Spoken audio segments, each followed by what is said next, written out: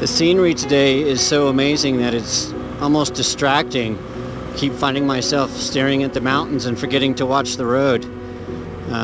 It's just really green and lush, and there's livestock, and the roads are curvy. There's not a lot of trucks on the road, which is fantastic. And then there's these distant mountain peaks covered with clouds and local villagers all happy and waving, and then next thing I know, I'm in these plains. It just doesn't get better than this. I was just zipping along and realized I've been enjoying the scenery so much that I wasn't paying attention to my GPS, and I just drove about 5 miles in the wrong direction. Well, navigating today has been a challenge because I don't have any maps for Ecuador. Garmin doesn't have them for the GPS I have, so I've been using Google Earth to create tracks. But I've discovered today that Google Earths and the Google Maps that I've been using are also pretty darn inaccurate. I'll show you how easy it is to miss a turn. This is where I missed my turn off. I did not see this turn off right here. I'm not sure my GPS has told me the right way to go. I think I'm going down a one-way street. Ah, sorry.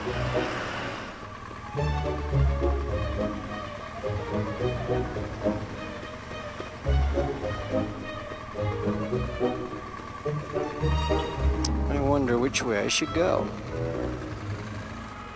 This way? I'm pretty positive I'm driving on a sidewalk right now. Illegally. I think my GPS has led me astray. Like big time astray. See if this takes me back to where I'm supposed to be. Oh man, that's steep. Holy steepness. I don't know about that. Okay.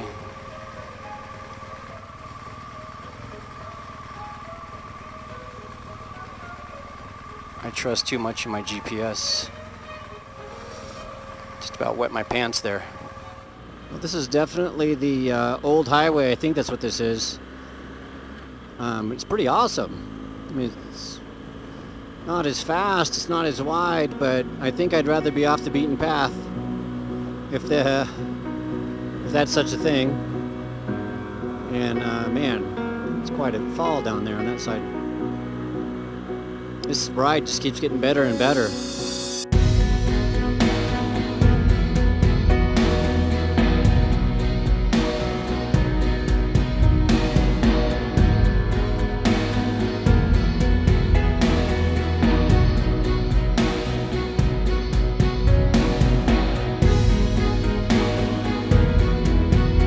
Roads here are a little bit deteriorated. Have to put the bike in enduro mode here in a second. I've been driving down this road and it's pretty amazing, but there are some extremely steep, twisty hairpins. Well, my ride continues to be pretty awesome, but now it looks like it's gonna rain, which I don't want it to rain. I like the dry roads.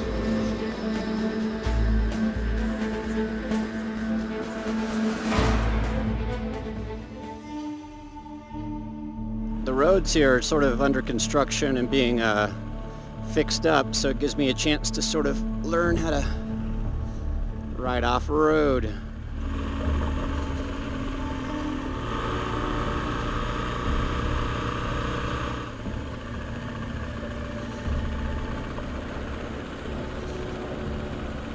It's quite the adventurous road here. Sort of, is it on-road, is it off-road? I don't know, let's make up our mind.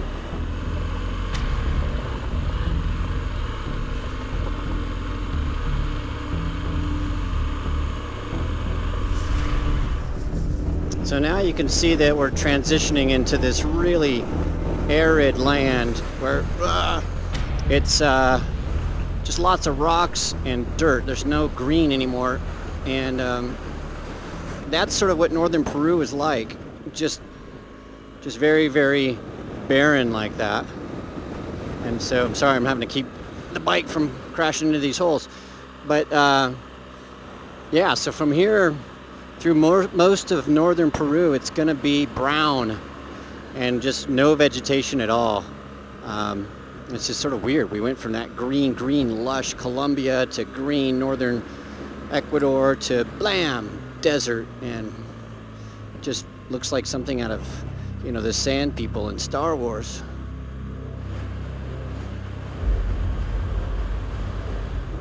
Definitely off-roading here.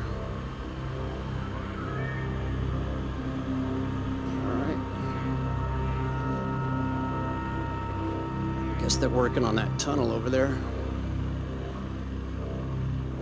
So the climate change here is crazy. So it's dropped now about another 20 degrees, and you'll notice that all of a sudden here we have green on the mountains. Now look at this. This is crazy. This is maybe 10 miles down the road. Totally green, totally lush. This road is wild. I mean, it's not off-road, but it's not on-road either. It just sort of goes between these patches of gravel like this to normal asphalt, but then asphalt that has a lot of loose gravel on it. You get a random horse.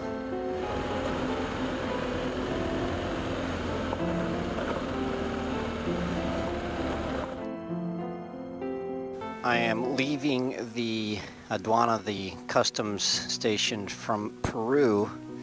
I actually had one of the most difficult crossings here because I came here and I got my passport stamped, and I asked them about the motorcycle. They said passport first, so I was stamped out of Ecuador and into Peru, and then I went to go and get my bike stamped in, but I hadn't stamped it out of Ecuador.